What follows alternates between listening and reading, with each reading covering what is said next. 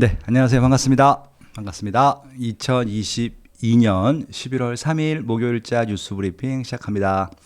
네, 우리 빠세님들 밤새 안녕하셨습니까? 들어오시는 대로 빠세 외쳐주시고요. 당연히 좋아요도 꼭 눌러주시면 좋을 것 같고요. 네. 혹시 구독 안 하고 보고 계신 분들은 구독까지 눌러주세요. 네, 구독까지 눌러주시면 좋을 것 같습니다. 구독, 좋아요, 또 알림 설정 하셔야지 이렇게 실시간 라이브 하는 거 알림 받으실 수 있습니다. 그리고 이제 제가 커뮤니티에 올려드리는 여러 가지 게시글들도 알림 받을 수 있을 수 있으니까 꼭 구독하시고 알람 설정도 해주시고, 네, 그리고 좋아요 눌러주시고 이 방송 들어주시면 될 것 같습니다. 네. 빠시용님이 크게 보이니까 좋다. 야, 감사합니다. 그러니까 이제 보통 이렇게 유튜브 하시는 분들이 이제 얼굴을 노출 안 하고 하시는 경우들도 많거든요. 이제 그게 노출을 하지 않는 것이 더 도움이 된다라고 판단을 하시니까 그렇게 하겠죠. 근데 뭐 적어도 이제 제 못난 얼굴이라도 이렇게 봐주시는 게 크게 봐주시는 것들 좋아해 주시니까 기분은 좋습니다. 아무튼 오늘도 빠세하는 하루 되시기 바라고요. 네, 오늘 뉴스 브리핑 시작해 보도록 하겠습니다. 네, 오늘도 네이버 부동산 카페죠. 스마트튜브 부동산 조사 연구소에서 올라오는 기사 가지고 또 이야기를 정리해 보도록 하겠습니다. 오늘도 빼꼬미님, 황여사님 많은 분들이 지금 글 올려주고 계신데 오늘도 황여사님 뉴스로 가지고 한번 시작을 해보도록 할까요? 네.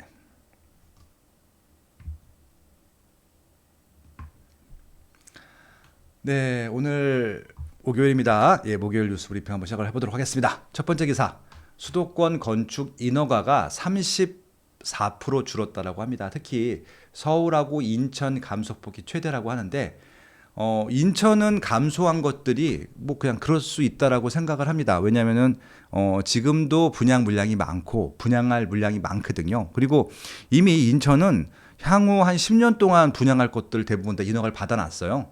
그래서 추가로 인허가가 되지 않는다 하더라도 인천 시장에는 거의 문제가 없을 정도로 아마 이 공급 계획들이 차근차근 진행이 되고 있고 오히려 지금 너무 공급이 많다라는 좀 지적이 있을 정도로 인천은 걱정이 없는데 서울이 문제죠. 서울은 지금도 부족한데 더 적어졌거든요. 근데 이제 되게 재밌는 이제 이렇게 논문이 하나 나왔어요. 이제 세미나 논문인데 이제 바로 밑에 요건데요. 같이 좀 보도록 하겠습니다. 이제 건축산업연구원이라고 하는 이제 이런 민간, 그러니까 물론 이제 국가 보조금이라든지 민간 기업들의 보조금을 받겠죠. 그 연구원에서 어저께 세미나를 했는데 2023년 부동산 시장 전망 보고서라고 하는 세미나였습니다. 이게 뭐냐면은 일단은 내년에 매수 심리가 회복되기가 어렵기 때문에 수도권은 2%, 지방은 3% 하락이 될 예정이다. 하지만 전세는 소폭 상승으로 돌아설 것 같다. 그 이제 수도권과 지방이 지금 하락한 이유 중에 하나는 금리와 원자재 때문에 공급이 차질이 생겼고 아무튼 이런 것들이 소비자 심리를 낮추는 데도 영향을 줬지만 공급자에게도 영향을 줬다라고 하는 겁니다. 그래서 올해부터 4만 가구 감소 전망이고 10대 건설사도 주택사업 축소라고 합니다. 제가 한번 순서대로 이제 요 내용들이 실제적으로 비논리적인 것이 아니라 세미나에서 나왔던 얘기들을 쭉 기자분이 정리하신 거예요. 아마 어저께 이제 그 건설회관인가요? 노년동에 있는 거기서 아마 했던 것 같은데 일단 논리가 안 맞죠. 여러분들 보셔도 논리가 안 맞죠. 왜냐면은 매수 심리가 하락해서 이제 줄어들었기 때문에 매매 가격은 하락을 하는데 전세는 올라간대요. 그리고 공급은 적대요. 그러니까 뭔가 논리가 다 안 맞죠. 그러니까 이제 이것들을요 어떻게 보시면 되냐면은 우리가 하락을 했다라고 물론 중간중간 사이사이에 짧은 하락들은 전국적으로 다 있었습니다. 여러분들이 기억을 못 하실 뿐이지 그것들은 그 당시에 주택을 매매하셨던 분들이나 역전세를 해보셨던 분들 같은 경우는 다 기억을 하고 있는데 그냥 시장의 참여자로서 이렇게 뉴스 브리핑만 보시는 분들은 기억을 못 하시겠지만 저는 매일 이걸 하는 일이니까 이제 하는 게 제 일이었으니까 저는 기억을 다 하죠. 중간중간에 계속 이렇게 부침이 있었어요. 올라갔다 내려갔다. 근데 그런 것들은 너무 사소하기 때문에 저도 일일이 다 말씀드리진 않았었지만 우리가 기억에 확실히 하락했다라고 하는 사인들은 딱 2번 있었습니다. 97년도 IMF 때 한번 여러분들이 기억을 하실 것 같고 그리고 2008년 금융위기 이후로 한번 빠졌던 것들을 기억하십니다. 근데 두 시기 모두 외부 충격 때문에 하락을 했는데 그때도 결국은 외부 충격 때문에 하락을 했다 하더라도 궁극적인 이유는 부동산 논리였지 외국에 뭐 리만 브러스 사태가 터졌기 때문에 아니면 IMF가 왔기 때문에 그것 때문에 빠진 게 아니라 물론 그것이 결정적인 영향을 줬겠지만 그 전에 빠질 수밖에 없는 분위기가 조성이 되어 있었다는 것들이죠. 하나 뭐냐면은 일단 많이 올라요. 많이 오르는 게 일단 가장 컸던 것들이고 직전에. 그리고 또 하나 뭐냐면은 공급을 많이 합니다. 예, 그런 것들이 있었고요. 또 하나는 실질적으로 이제 그 시세가 너무 많이 오르고 공급을 많이 하다 보니까 공급자도 소비자도 이게 공급 니즈도 좀 줄어들고 추가 매수 니즈도 늘어질 쯤에 금융위기가 딱 터진 거예요. 그러다 보니까 이것들이 딱 아구가 맞아갖고 하락 시장으로 급격히 반영이 됐던 것들. 이 아마 과거의 두 번의 대세 하락이라고 했던 그런 시장이라고 기억하시면 될 텐데 이번 시장이 조금 달랐던 게 뭐냐면은 정말 올해 7월 달부터 9월 달까지 3개월 동안에 급속히 거래가 급감을 했습니다. 아마 사상 최고가 최저 거래를 지금 계속 갱신하고 있을 정도로 거래가 급감을 했는데 이게 문제가 뭐냐면은 지난번에 그러니까 과거 두 번은 그 전에 서울의 공급 물량이 좀 있었었어요. 굉장히 많았었습니다. 그리고 서울수를 분산할 만한 서울 주변의 공급 물량도 많았다라고 하는 것들이 지난 이제 하락장에서의 논리였다고 보면은 지금은 공급을 일단은 3년 내내 줄여놨고 특히 이제 2021년, 2022년은 공급이 없고요. 2023년, 4년, 5년 마찬가지입니다. 5년 동안에 서울은 공급 물량이 없습니다. 근데 지금 매수 심리 때문에 호전이 어려워서 하락한다. 이건 논리가 안 맞잖아요. 물량이 좀 뒷받쳐 줘야 되거든요. 왜냐하면은 소비자 입장에서 보게 되면은 내가 굳이 지금 주택을 매수하는 것을 의사결정하지 않는다 하더라도 기존 매물도 많고 신규 입주 물량도 많기 때문에 그리고 서울뿐만이 아니라 서울 주변에 선택할 수 있는 입지들이 많기 때문에 좀 관망을 할 거야. 이런 자세들이 나와야지 좀 조정당도 오고 하락을 하기가 쉬울 텐데 지금은 또 그런 분위기가 아닌 것들이죠. 그러니까 지금은 진짜 거래량이 중단된 상태에서 그냥 가고 있는 것들이거든요. 그러니까 이것들을 상승 하락이라고 보기보다는 그냥 당장 이걸 팔고 이사를 가셔야 될 분들이 급매물로 파는 시장으로 보시면 될 것 같아요. 근데 중요한 것은 지금 실수요가 꺾여야 되는데 실수요가 꺾이지 않았다고 하는 것들의 가장 큰 증명이 전세 물량은 쌓이고 전세 거래는 하고 되고 있지 않지만 월세는 나오는 족족 거래가 되고 있습니다. 어저께도 제가 두 군데 들려왔다 왔는데 두 군데 똑같은 말씀을 하시는 겁니다. 전세는 계속 매물이 있대요. 근데 이제 그 매물의 가격을 봤더니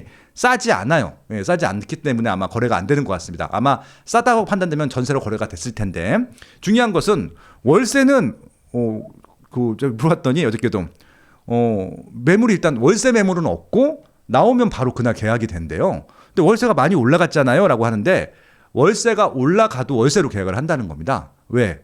월세 같은 경우는 과거에 정말 쌌거든요. 그러니까 이게 이렇게 보시면 될 것 같아요.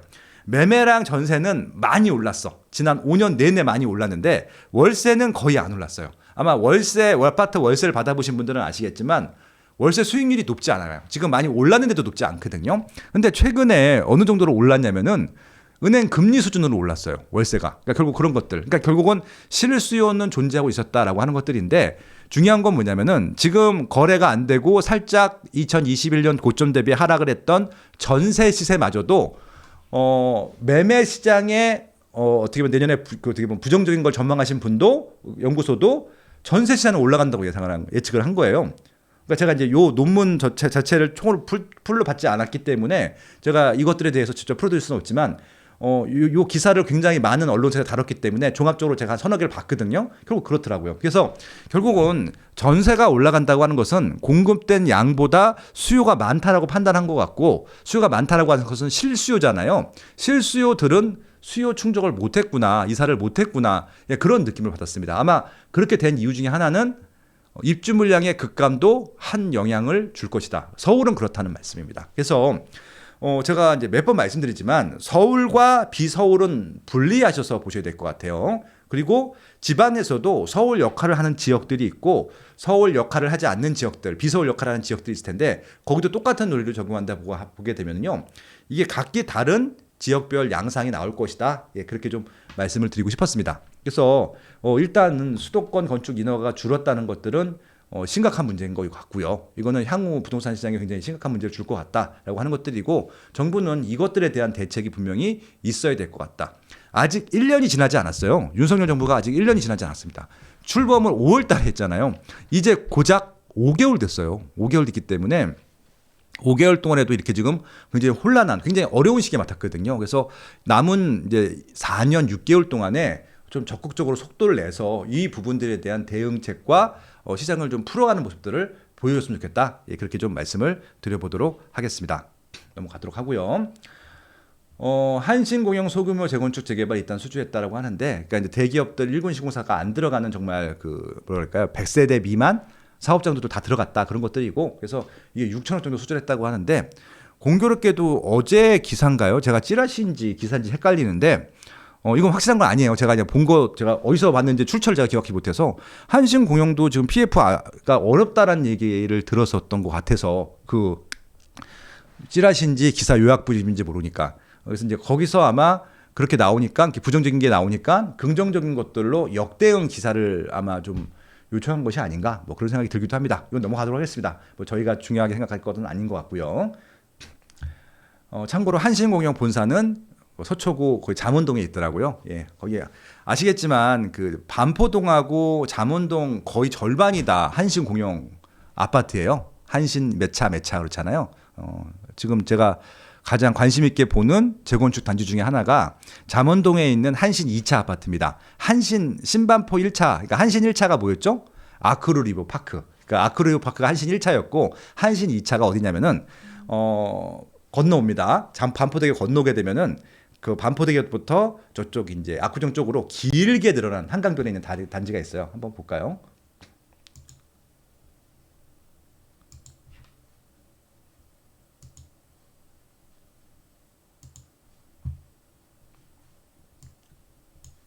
어디냐면은 여기 이제 반포대교 잠수교잖아요. 그렇죠? 여기 보시면 이쪽이, 네, 여기가 아크루 리버 파크, 이제 내년에 입주할 원베일리가 있고, 레미안 퍼스티지가 있고요. 여기 반포 자이가 있고, 여기 뭐 지금 뭐 신반포 자이니, 신반포 센트럴 자이니 있고, 뭐 그런 데가 여기 있고요. 여기 보시면 여기서부터 길게 여기까지 이게 다 한 단지잖아요.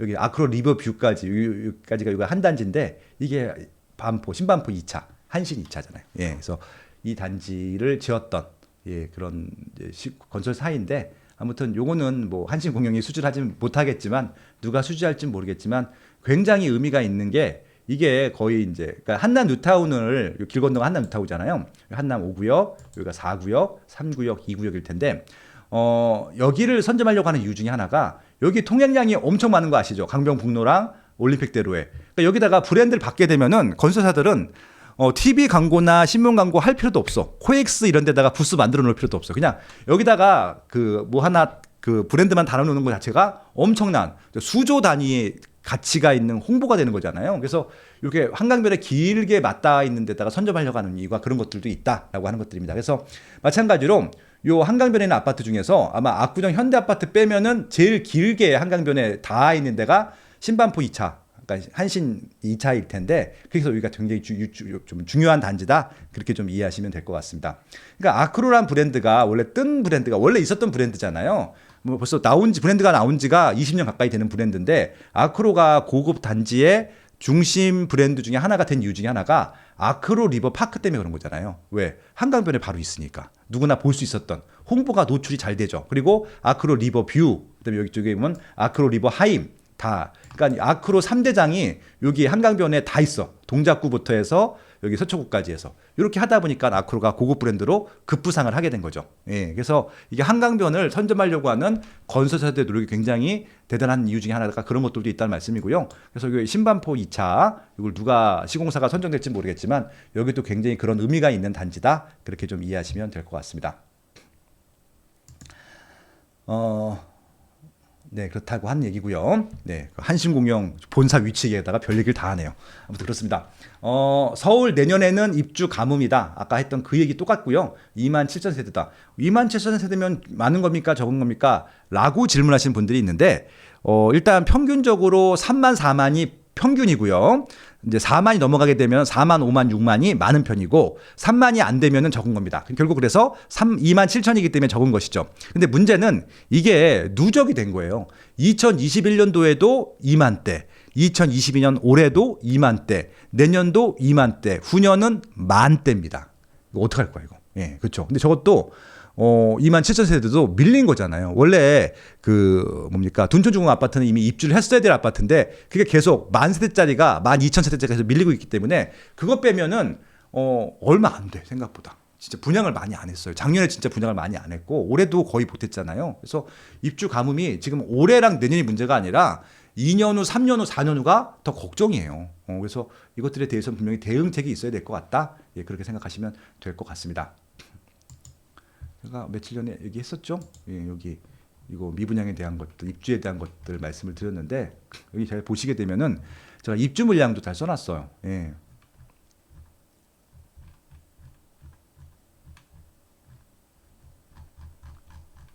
입주 물량이 아니라 재고 물량을 써놨습니다. 재고 물량. 중요한 것은 지금 뭐냐면은 재고 물량일 텐데 여기가 재고 물량입니다. 아파트 기본 재고 물량.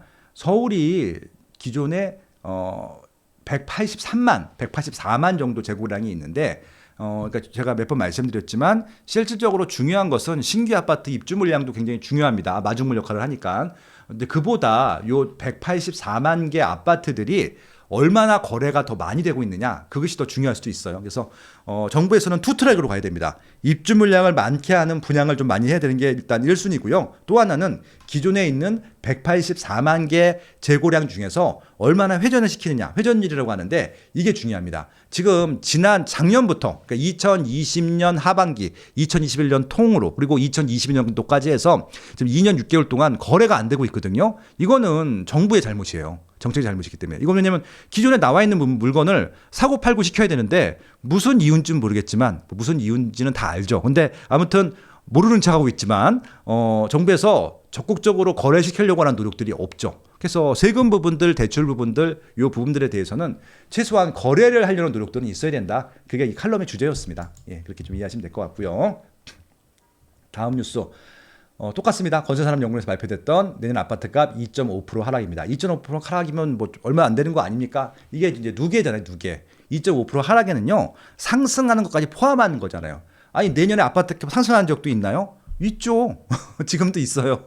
지금도 지방의 3분의 1은 올라가고 있고 3분의 2가 빠지고 있는 것들이고 빠지는 게 아니라 급매물만 조정되고 있다고 말씀드렸잖아요. 그걸 하락이라고 볼 수도 있는 거지만 근데 지금 동시에 상승과 하락이 섞여 있고요.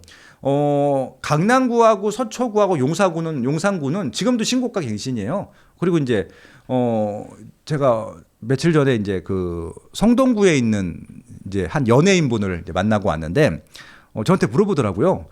지금 집값이 빠진다고 하는데 이 집 계속 갖고 있는 게 맞을까요? 지금까지 많이 올라서 지금 팔면은 이득은 나는데 지금 이제 거주하고 있는 집이세요. 지금 이제 더 빠지기 전에 팔아야 되는 거 아닌지 물어보더라고 하더라고요. 근데 이제 그 아파트를 제가 아는 아파트인데 연예인들이 많이 사는 아파트예요. 근데 제가 이제 실거래가를 한번 최근에 봤어. 계속 신고가 갱신되고 있어요. 지금도 이 시장에서도. 예, 그리고 거래도 별로 안 돼. 한번 들어가면 나오질 않아요. 그 이유 중에 하나는 그 아파트를 산 사람은요 안 파는 거예요. 그러면 그 아파트를 사고자 하는 사람들은 기존에 비싸게 나온 매매가를 거래를 해야지 거래하게 되는 것들이고 비싸다고 판단되면은 안 사는 거죠. 그러다 보니까 지금 거의 조정은 한 번도 된 적이 없고 거래가 없다가 거래되면 좀 살짝 올라가고 뭐 이런 식으로 거래가 되고 있더라고요. 그래서 제가 뭐라고 말씀드렸냐면은 그분한테 파실 거면 저한테 파시라고. 예, 금매가로. 예, 그렇게 말씀을 드렸었는데 아무튼 이게 지금처럼 서울이 25개구가 통계상으로 보면 평균적으로 다 하락하는 것처럼 보여도 하락하지 않는 아파트들도 있다는 것들도 반드시 기억하셔야 됩니다. 이게 한쪽 면만 보게 되면 한쪽이 안 보이거든요. 그래서 몇 번 말씀드리지만 이런 장에서는요 위기랑 기회랑 섞여 있기 때문에 다 위기적인 것처럼 보이지만 잘 놓고 보면요 오히려 기회의 요인들을 잡을 수 있는 여지도 있다는 것들도 잊으시면 안 됩니다. 그렇게 좀 이해하시면 될 것 같고요. PF발 자금난 공포에 2조 정비 사업도 시공사 복구했다라고 하는 것들. 건설사 알짜 사업도 외면 당하고 있고 울산 교동 4천 가구 재개발하는데 입찰 참여한 건설사가 없다. 수익성 높아도 꺼리는 분위기이고 금융 여건 최악의 상황이다라고 하는데요. 그러니까 이거는 건설사가 돈이 없어서라기보다는 이거는 어떻게 보면은 이 정비 사업의 구조를 좀 아시면 좋을 것 같아요. 정비 사업이 이제 도급제가 있고 지분제가 있는데 대부분 다 이제 지분제가 아니라 도급제로 하잖아요. 그러니까 이게 무슨 얘기냐면은 건축비를 받는데 건축비를 누가 주냐면은 조합이 주는데 조합이 돈이 있어야 줄 거잖아요. 그러니까 조합들도 그냥 대출을 받아서 건설사한테 돈을 주는데 지금 그 구조가 깨진 거잖아요. 그런 거죠. 그러니까 PF를 받는 거는 시행사입니다. 그러니까 어떻게 보면 조합 같은 역할을 하는 사람 그런 조직에서 PF를 받는 것들이고 시공사가 PF를 받는 건 아니고 PF를 하는 것은 아니거든요. 건축비를 받아야 됩니다. 그래서 이제 조합이나 시행사 같은 경우는 일단 PF 받은 걸로 초기 사업 비용을 지출하는 것들이고 그리고 중간에 이제 그 분양을 하게 되면 분양 계약금 들어오잖아요. 그걸로 또 이제 비용 집행하는 것들이고 PF 일부 갖기도 하고 중도금 들어오면 또 그렇게 하기도 하고 이렇게 되는 것들인데 보통 정상적인 시장에서는 그게 문제가 별로 없고요. 심지어는 이제 어떻게 또 서로 금융권에서는 시행사나 조합을 못 믿으니까 그 재건축 재개발을 진행하는 건설사한테 이제 지급 보증을 쓰라고 하는 거죠. 만약에 이들이 돈을 못 내게 되면은 너희들이 내라. 그럼 그렇게 한다고 하는 거죠. 어차피 이게 이제 보증만 쓰면 되는 것들이니까 그런 구조인데 지금 조합이나 시행사에서 PF를 못 받는 거예요. 그러니까 건설사가 문제가 있는 것이 아니기 때문에. 그래서 지금 그게 문제인 것들입니다. 그래서 지금 지급 보증을 해야 되는 시공사 입장에서 보게 되면은 저게 미분양 날 것 같은 거야, 지금. 딱 봐서 시장이. 그러니까 이게 입지가 좋고 상품이 좋아도 저 가격대 분양하게 되면은 미분양이 날 것 같은 겁니다. 당연히 안 들어가죠. 삼성물산이라도 현대건설이라도 GS건설이라도 지금 저렇게 분양이 좀 흔들릴 만한 것들. 더군다나 지금 문제는 뭐냐면요. 이렇게 입지가 좋고 상품이 괜찮은 데들은 차라리 소규모는 들어가. 소규모만. 근데 저렇게 대형 현장은 못 들어갑니다. 왜? 만약에 지급 보증했을 때 부담해야 될 그 금액이 너무 큰 거잖아요. 그럼 저럴 때는 어떻게 하느냐? 꼭 하고 싶어. 매출이 필요해. 그럴 때는 어떻게 하면 되냐면은 공동시공으로 들어가는 거죠. 예. 공동시공으로. 그래서 둔촌주공이 과거에 분위기 안 좋아할 때 현대건설, 현산, 대우 뭡니까? 아무튼 4개, 롯데까지 해서 4개 시공사가 들어갔던 이유 중에 하나가 그런 이유가 있는 것들이고, 잠실주공 5단지도 분위기 안 좋을 때 시공사를 선정했거든요. 그래서 거기도 GS랑 삼성이랑 이렇게 들어갔죠.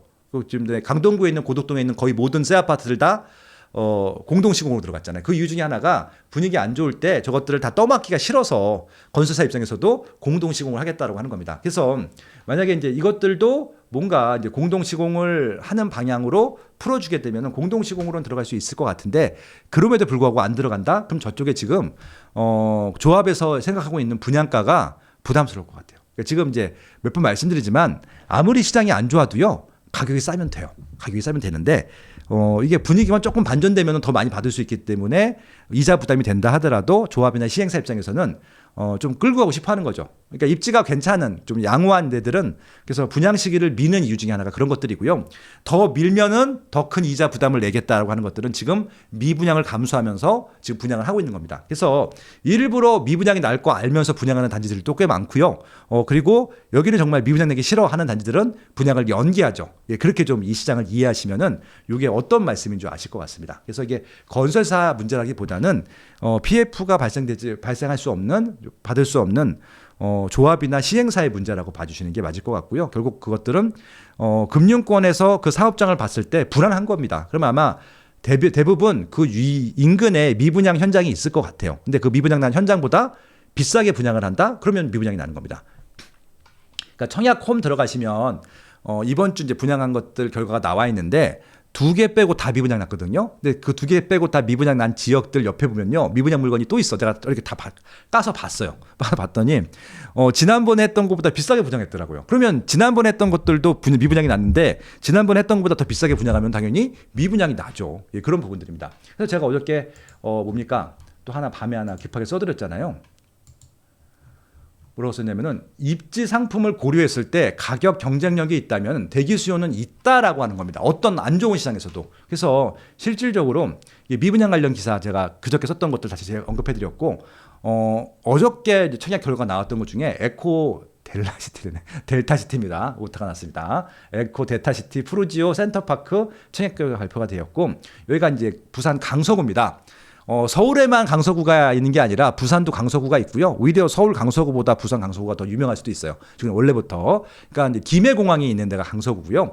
유명한 게 이제 요즘은 이제 명지지구, 개발했고 명지지구를 개발한 이유는 여기 산업단지가 있기 때문에. 그래서 지금 제조 베이스의 산업단지 중에서 일자리가 부산에서 제일 많은 지역이 강서구예요. 근데 강서구는 정부에서 시범 그런 산업단지로 지정한 곳이 있어요. 스마트 산업, 첨단 산업 시범 단지로 지정한 곳이 딱 두 군데가 있는데 하나는 세종시고 하나는 여기 부산 에코델타 시티입니다. 그래서 지금 여기는 정부적으로 정책적인 자금이 들어가서 개발을 하고 있기 때문에 여기는 엎어질 가능성이 없는 지역입니다. 그 주변에다가 새 아파트를 만들고 있는데 여기 지금 새 아파트가 분양을 지금 계속 했거나 하고 있어요. 하고 있는데 여기 분양한 게 다 잘 됐어요. 지금까지 입주 좀 대부분 다 안 했지만 여기는 이제 기존에 밑에 있던 남쪽에 이제 명지지구라는 데가 있는데 여기 시세를 대충 보면 돼요. 그래서 지금 이거는 이번에 분양했던 엘코데타시티 프루지오 센터파크라는 것들이고요.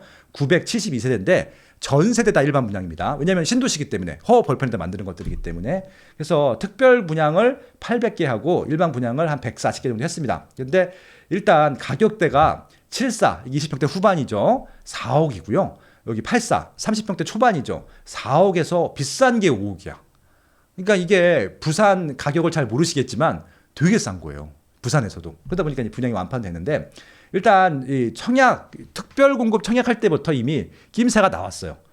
이쪽에 공급 세대수고 청약 신청한 개수들 보세요. 그러니까 예를 들어서 지금 824개 특별 공급을 하는데 이 청약 통장이 몇 개 들어갔냐면은 무려 3,075개. 물론 이제 세부적으로 보게 되면은 미달난 경우가 있어요. 이거는 왜냐면은 이 조건이 되는 경우가 극히 드물거든요. 이전 기관 예를 들어서 이전 기간이 있다라고 했을 때는 이전 기간 뭐가 있어야 되는데 이전 기간이 없어. 그럼 여기 당연히 없는 거잖아. 그렇게 되는 것들이. 그리고 노부모 분양이 있어야 되는데 여기는 다 1인 세대야. 그러면은 이제 안 되는 거죠. 그렇게 돼서 아무튼 그 빠지는 거 빼고 공급되려는 수보다 훨씬 더 많은 세대들이 일단 특별 공급을 신청했다는 게 의미가 있습니다. 여기는 분양이 잘 되겠구나. 이미 특별 공급 분양할 때부터 알 수 있었고 일반 분양을 했는데 148가구 모집하는데 6,200개 통장이 들어왔습니다. 대충 봐도 거의 몇 개입니까 이게? 그러면은 한 30대 1 넘어가는 거니까 굉장히 높은 거죠. 높죠. 이거 보세요. 높잖아요. 경쟁률이.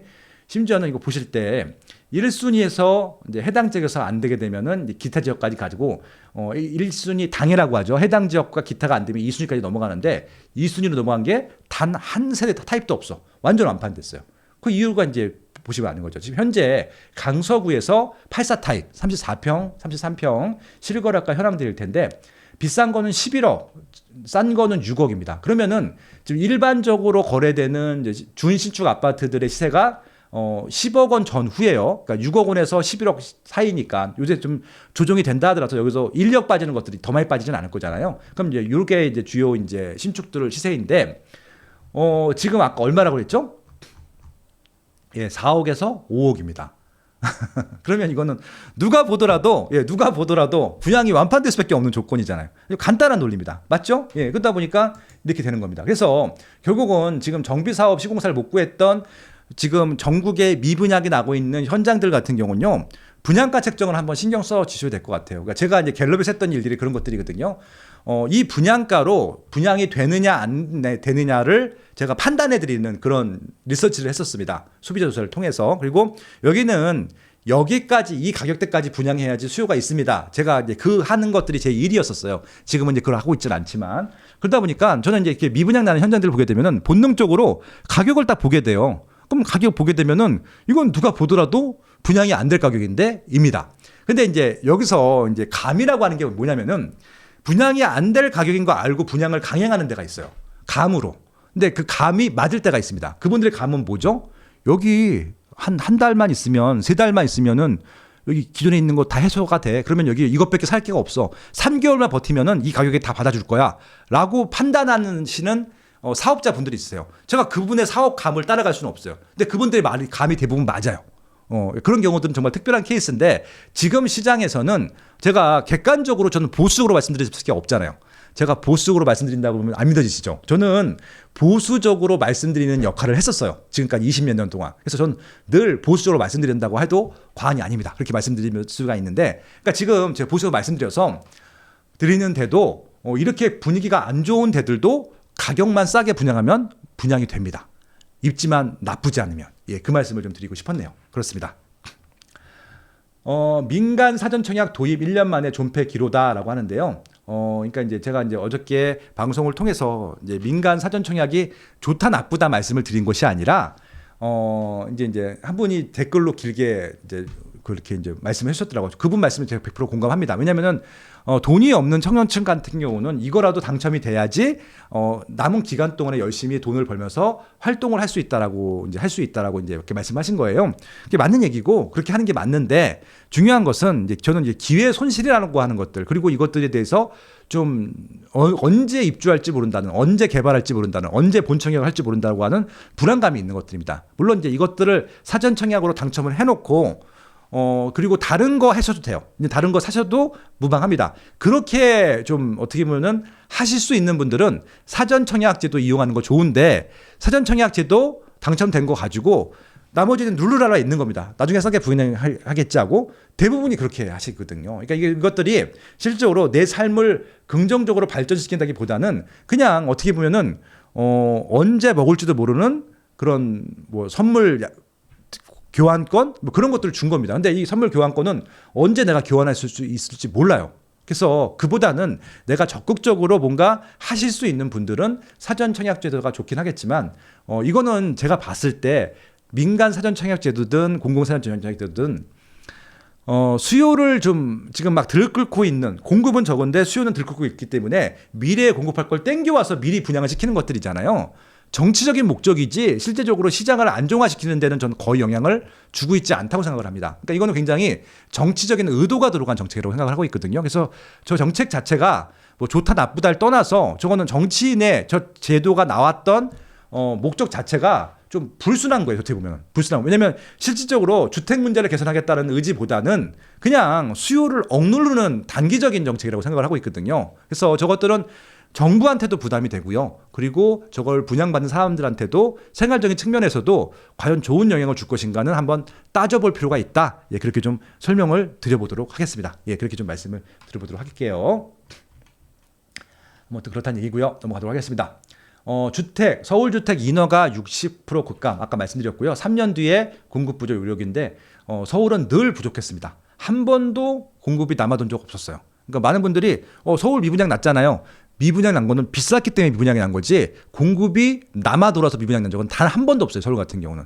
제가 몇 번 말씀드렸잖아요. 서울에 공급이 충분하다고 얘기하시는 분들 같은 경우는요. 그냥 다 틀린 거예요. 다 틀린다. 그냥 채점을 할 필요도 없어요. 그거는. 그러니까 일단은 서울에 공급이 충분합니다라고 체크하고 그에 대한 논리를 피우시는 분들은요. 그 논리를 읽어보실 필요도 없어요. 다 틀린 논리이기 때문에.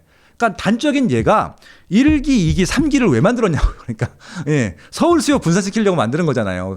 신도시라고 하는 것이 위성도시라고 하는 것들이 서울에 있는 것들을 분산시키려고 신도시를 만드는 것들인데 그 신도시도 계속 만들고 있는 만남에 서울 공급이 부족하다, 서울 공급이 충분하다. 그건 말도 안 되는 논리예요 일단. 그러니까 그거는 정말 부동산의 아주 기본도 모르는 분들의 논리이기 때문에 만약에 서울 공급이 충분하다라고 얘기가 나오는 순간 그냥 바로 다음 장 넘어가시면 됩니다. 그건 말도 안 되는 얘기입니다. 일단. 그래서 실질적으로 서울은 제가 말씀드렸잖아요. 가격이 빠지던 빠지지 않던 그냥 계속 공급을 해야 돼요. 서울은. 예, 그렇게 해도 그렇게 해도 부족합니다. 그렇게 해도 부족하기 때문에 그냥 그런 시장이라는 것을 알고 아마 좀 접근하시면 좀 이것들에 대한 논평이 좀 더 달리 보이지 않을까 그렇게 생각을 해보고 있습니다. 대우 롯데 수주전 과열 내일 모레네요. 아무튼 뭐 부재자 투표 중단 해프닝인데 이건 뭐 그냥 이슈예요, 이슈. 그러니까 예를 들어서 이게 조합원들끼리 객관적으로 이제 투표를 해야 되는데 이제 투표를 하려고 하면 이 사람이 이제 조합원이 맞는지 그 세대에서 한 사람만 나온 것이 맞는지 이런 것들 체크해야 되잖아요. 그러다 보니까 당연히 조합 정보가 있어야 되는데 뭐 대우건설에서 몰래 사무실에 들어갔다. 뭐라고 하는 것들을 롯데건설에서 투설했나 봐요. 그래서 일단 중단이 됐다라고 하는 것들인데 그래서 또 대우건설은 절대 아니다라고 해서 또 이렇게 반박을 하고 있는데 그 정도로 지금 서로 신경전을 좀 민감하게 벌이고 있다. 예, 그렇게 보시면 될 것 같고요. 그만큼 지금 뜨거운 현장이다. 뜨거운 현장들로 인해서 가장 좋은 것은 조합원들이고 나중에 저 한남 2구역을 분양받게 될 일반 분양자다. 그렇게 좀 이해하시면 될 것 같습니다. 규제 현장 GTX 개통 특수의 파주서 이례적 분양 완판들이 나와. 이건 지난주 얘기인 것 같은데, 그죠? 맞아. 경남 아나스빌 D1 리버. 이거 지난주에 제가 요거에 대해서는 충분히 설명드렸기 때문에 넘어가도록 하겠습니다. 마지막 기사고요. 초보 투자자들로 북적이는 경매 법원. 싼 값에 집 살 기회를 잡아야죠. 라고 하는 이제 기사일 텐데, 예, 지금 이제 경매 같은 경우는 부동산 공부를 하실 때 처음 하시는 분들이 공부하면 되게 좋아요. 왜냐면은 어렵거든요. 어려운데 그 어려운 것들을 공부하고 나면은 부동산 시장이라든지 특히 이제 이 경매 같은 경우는 시장 분석보다는 개별 상품 분석하는 데 있어서 굉장히 큰 도움을 받습니다. 이게 시장 분석도 중요하지만 개별 상품 분석이 더 중요하다고 생각하고 있거든요. 시장이 안 좋아도 가격 경쟁력만 있으면 제가 거래가 된다고 말씀드렸잖아요. 그렇게 하는 물량으로 굉장히 좋다라고 말씀을 드릴 수 있는 것들이죠. 그렇게 좀 이해하시면 될 것 같고요. 기사가 하나 빠진 것 같네. 잠시만요. 하나만 더 말씀드릴게요. 어떤 기사가 빠졌을까? 예. 제가 굉장히 의미 있게 봤던 기사 중에 하나였었는데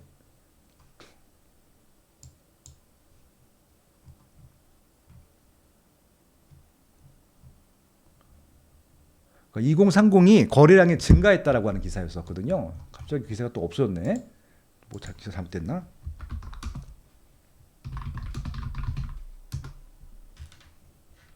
여기 있네요. 예. 뉴스.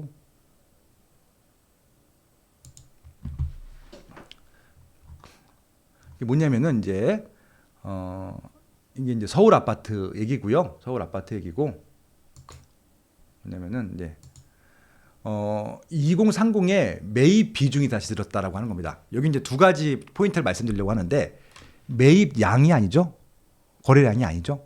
비중입니다. 비중. 그러니까 이거는 4050, 60은 아직도 거래에 동참하지 않고 있지 않고 있긴 한데 2030은 그냥 꾸준히 거래를 하고 있는 겁니다. 그냥. 근데 최근에 또 대출 완화가 조금 됐잖아요. 그래서 그것들 때문에 더 줄지 않고 꾸준히 되고 있다. 그 얘기입니다. 그러니까 이거는 통계를 어떻게 해석하느냐에 따라 달라질 수 있다고 말씀드렸고 제가 전체 양, 그러니까 정량적인 양하고 상대적인 비율하고 같이 봐야 된다고 말씀드렸잖아요. 이건 그냥 비율이에요. 비율. 절대 양이 증가한 건 아니고요.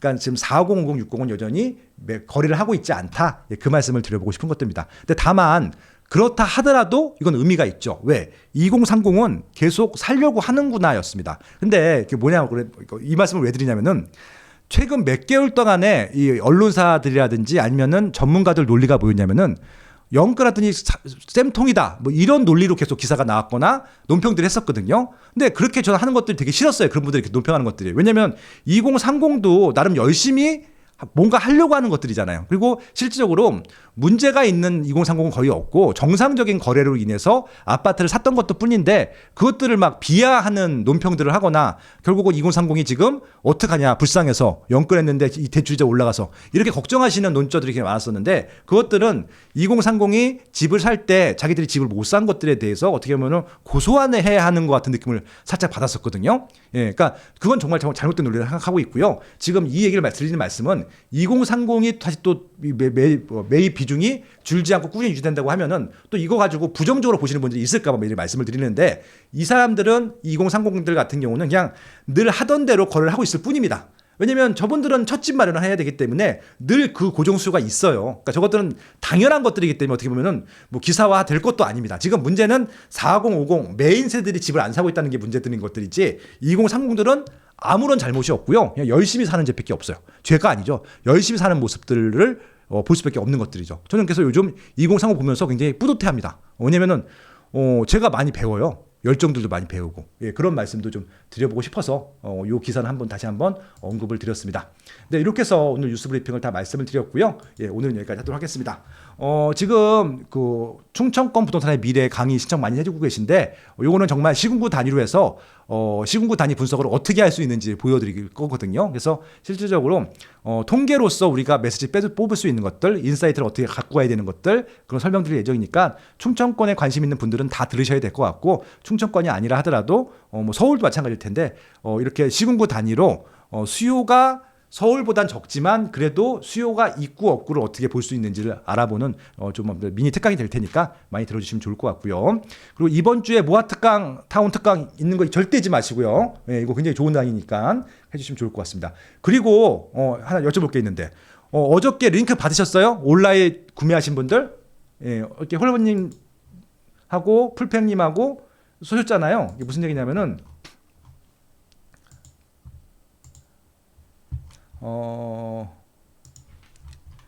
여기 지금 온라인 구매하신 분들은 제가 특강을 초대한다고 말씀드렸고 오프라인으로 하려다가 너무 사람이 시청하실 분이 많을 것 같아서 온라인으로 돌렸습니다. 이거 이제 이번 참관호 구매하신 분들 대상으로 해서 저희가 구매하실 때 전화번호를 남겨주셨잖아요. 그래서 전화번호 남겨주신 것들 때문에 거기다가 링크를 써서 헐헐님 강의, 풀팽님 강의, 그다음에 나땅님 강의 3개를 거의 합치게 되면은 한 2시간 될 것 같은데 2시간 넘을 것 같은데요. 3분의 강의를 링크를 3개를 다 보내드렸어요. 보셨나요 혹시? 아무튼 지금도 구매하신 분들은 그 강의 링크를 보내드릴 테니까 구매 꼭 하시고 강의 들으시면 좋을 것 같고요. 저는 감동이었습니다. 정말 3분 다 유료 강의 이상으로 더 잘해주셔가지고요. 그 강의 링크 댓글들을 봤더니 와 그냥 아니 이렇게 해주셔도 됩니까? 라고 오히려 감사하다고 그렇게 좀 많이 감사 댓글을 많이 써주셨더라고요. 아무튼 링크 보내주셨던 분들은 링크 보시면 될 것 같고요. 혹시 이제 그 요거 리엇 온라인 구매하셨을 때 이게 이제 그 뭐라 할까요? 자기 번호가 노출되는 것들이 싫으셔갖고 안심번호로 하셨던 분들이 있거든요. 그런 분들은 저희가 보내드릴 수 있는 방법이 없잖아요. 그렇게 되면은 요 리어 온라인 구매했던 사이트에 들어가셔갖고 문의가 있어요. 톡톡 문의. 거기다가 뭐 전화번호를 남겨주시든지 아니면 그럼 저희가 보내드릴 테니까 그런 식으로 해결해 주시면 될 것 같고요. 당연히 구매하신 분들한테만 보내드립니다. 저희가 구매하신 리스트를 다 갖고 있기 때문에 하나하나 대조하면서 보내드리는 것들이기 때문에 꼭 구매를 하시면 좋을 것 같고요. 좋은 책이고 또 좋은 책에 대한 좋은 강의니까 아직도 구매 안 하신 분들은 구매를 하시면 좋겠다 말씀을 드려보도록 하겠습니다. 아무튼 강의도 많이 사랑해 주시면 좋을 것 같고요. 리엇 온라인도 많이 사랑해 주시면 좋겠다 말씀을 드리면서 오늘 강의를 마치도록 하겠습니다. 온라인은 정말 좋은 묵가지고요. 그리고 어제 제공해드린 강의들도 꼭 보세요. 저희가 또 어렵게 찍었고 헐헐님과 풀팽님과 나땅님께서 한 2주 동안 준비해서 만든 강의예요. 그게 저희가 강의 그냥 하는 것처럼 보여도 자료 모아야 되고 또 리허설도 한 번씩 하거든요. 그래서 그렇게 해서 잘 찍어서 보내드린 강의 링크니까 강의도 꼭 들어주세요. 이렇게 부탁을 드리면서 오늘 뉴스 브리핑 마무리하도록 하겠습니다. 저는 내일 오전 8시에 뵙도록 하겠습니다. 나가시기 전에 좋아요 꾹 눌러주시면 좋을 것 같고요. 그리고 이 유튜브 좀 많이 사랑해 주시면 좋을 것 같고요. 구독 좀 눌러주시고 댓글도 좀 많이 좀 눌러주시고 써주시고 그리고 좋다고 생각하시는 분들은 이 링크를 좀 주변 분들한테 많이 전달해 주시면 도움도 될 것 같습니다. 여기까지 하겠습니다. 고맙습니다.